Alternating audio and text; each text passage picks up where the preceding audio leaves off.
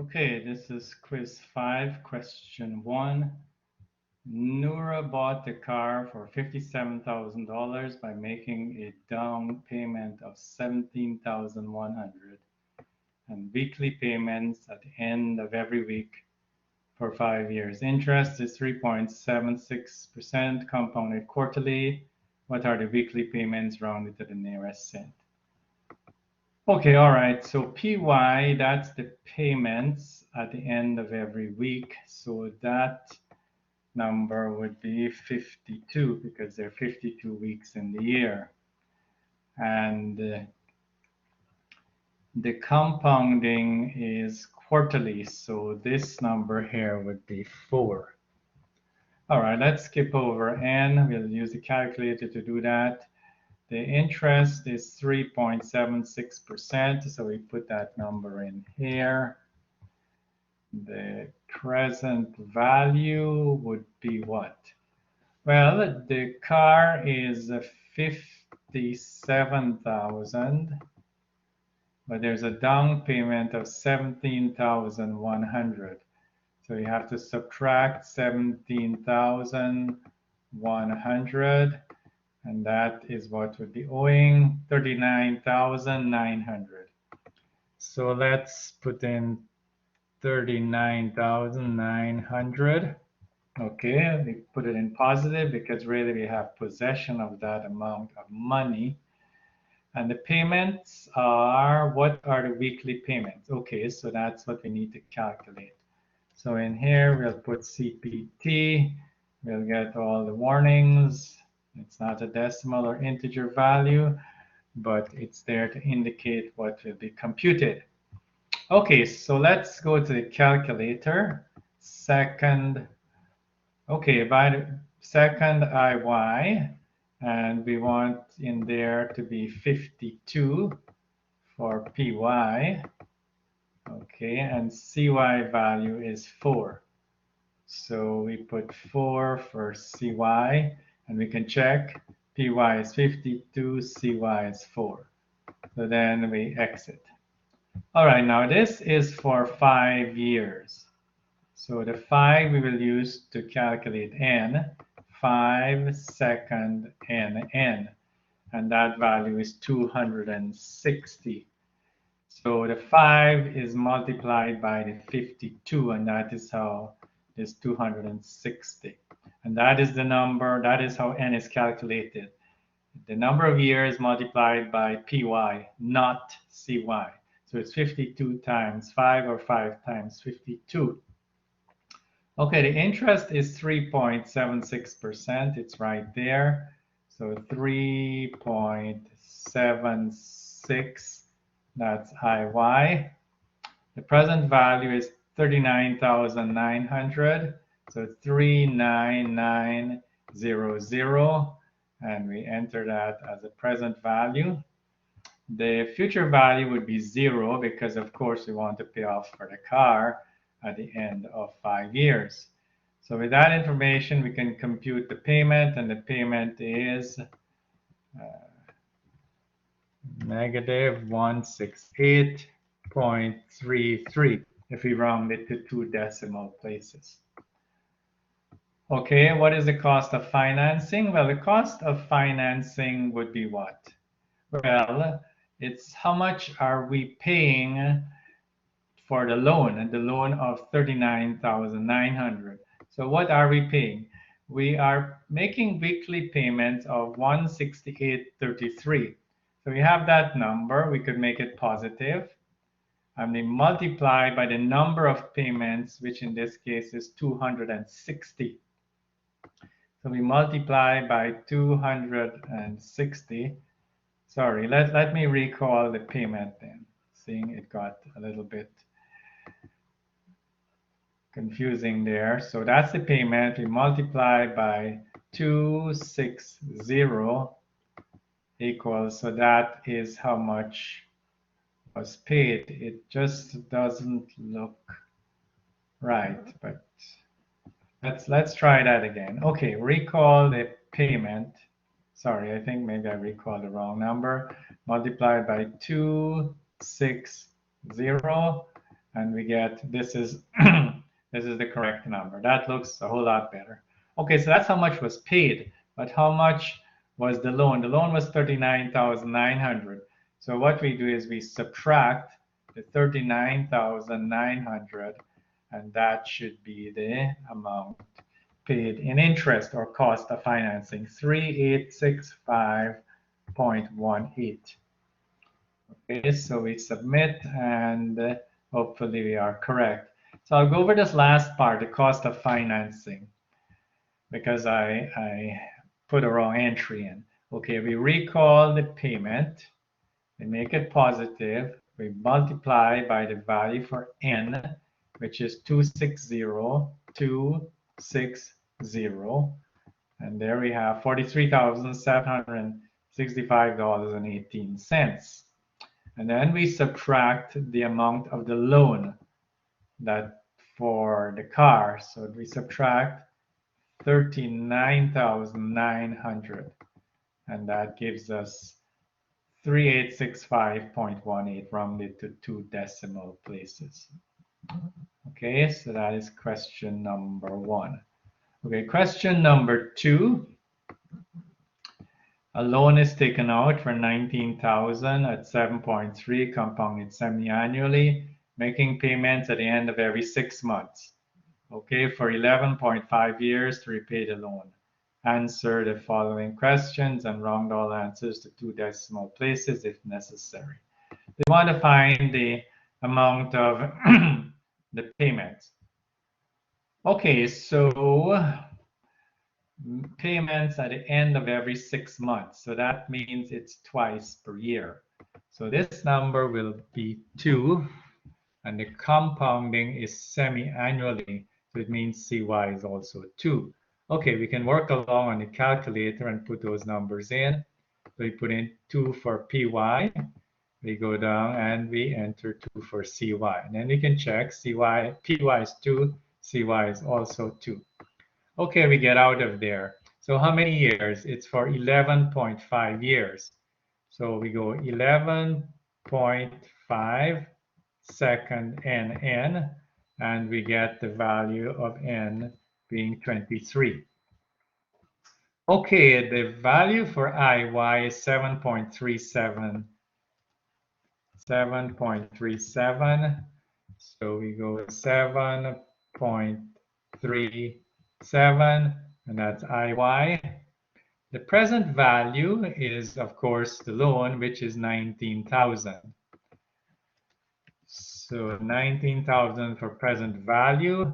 Now the loan is in the possession of Omar. So that's the reason why it's being put in as positive. All right, payment we have to compute. And the future value, of course, it's supposed to be repaid in 11.5 years. So the future value should be 0.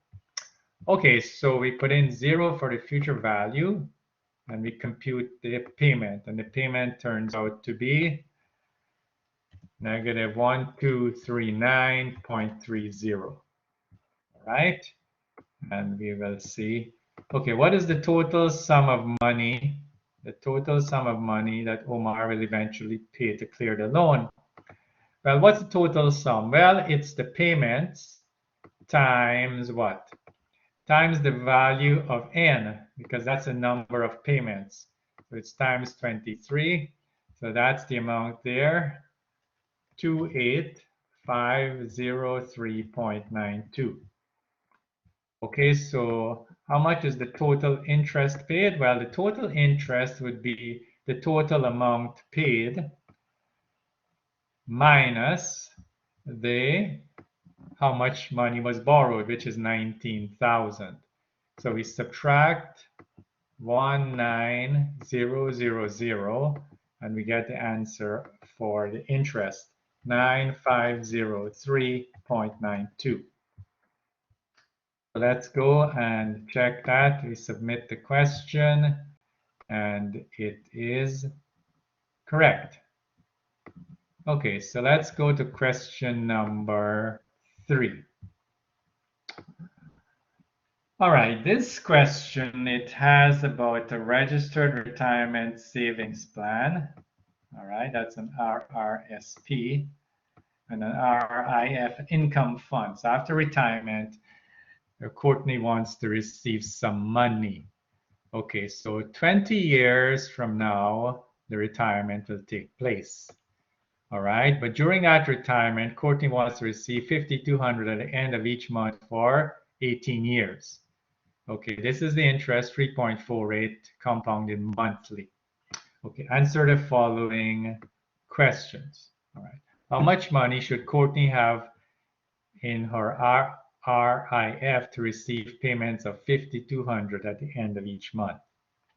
Okay, let's have a look at this question over here in the Word document, and we will see how it actually takes place. Okay, so Courtney will contribute for 20 years, and then over here for 18 years, this RRIF will run. Okay, so that's the 18 years there, and this is 20 years of savings. Now we do have the amount for the RRIF. Okay, $5,200 at the end of each month for 18 years. So there we are. Okay, so we can start here because the money will end at the end of the 18 years. And so we need to find the present value. So if we go back to the question, this part here, we want to compute the present value. That is the value we want to compute. Okay, let's work along. All right, it's compounded monthly, but the payments are also monthly. Okay, $5,200 at the end of each month for 18 years. So PY would be 12, and the CY is also 12. Okay, let's work along on the calculator while we do that. So PY is 12, and so is CY. All right, so we're safe, and then we can come out of there. Now this will go on for 18 years. All right, these payments. So 18 years, we put our 18, and then we go second and N. So N is 216. All right, the interest is 3.48%. So 3.48%. And we enter that on the calculator, 3.48, and that is IY. All right, so present value, we're computing payments. What are the payments? Well, Courtney will receive $5,200 each month at the end of each month. So 5,200 will go in there as the payment.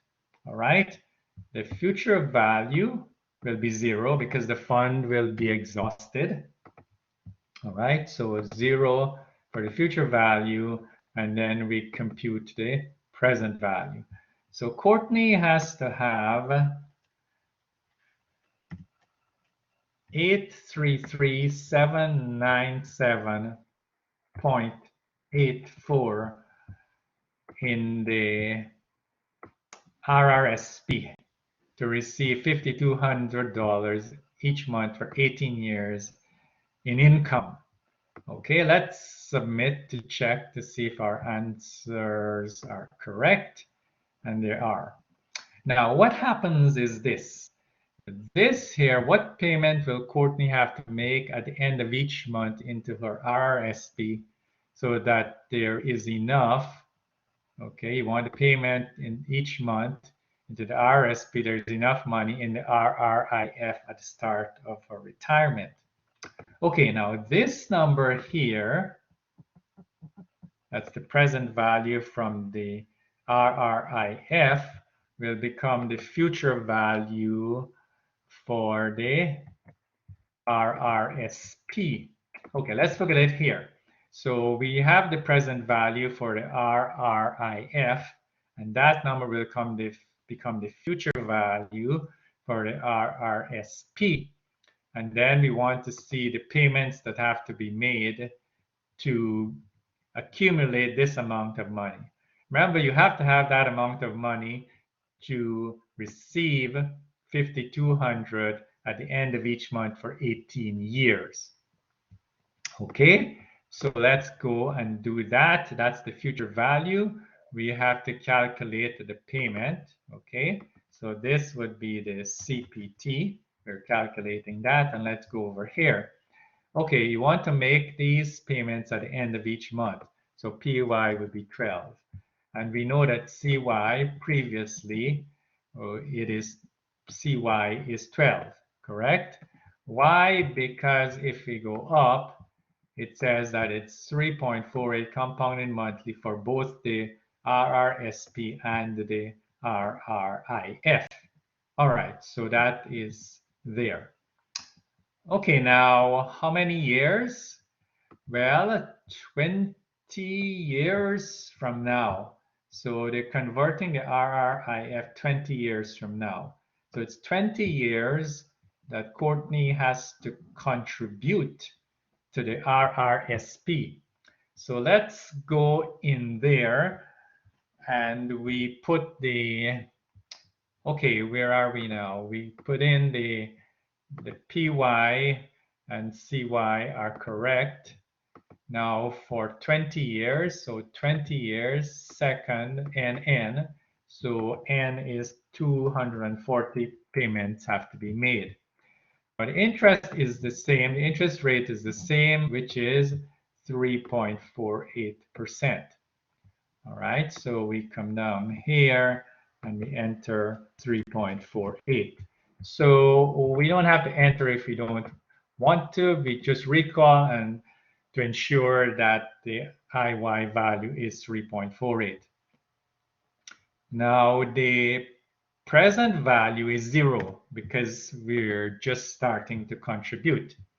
Okay, so 0 for the present value, and we can put in the 833,797.84 for the future value.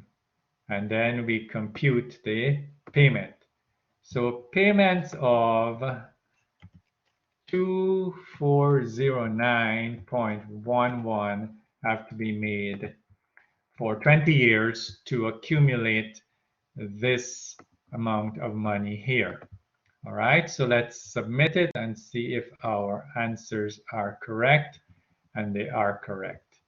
And there we are. That is question number 3. Okay, so I'll stop the recording.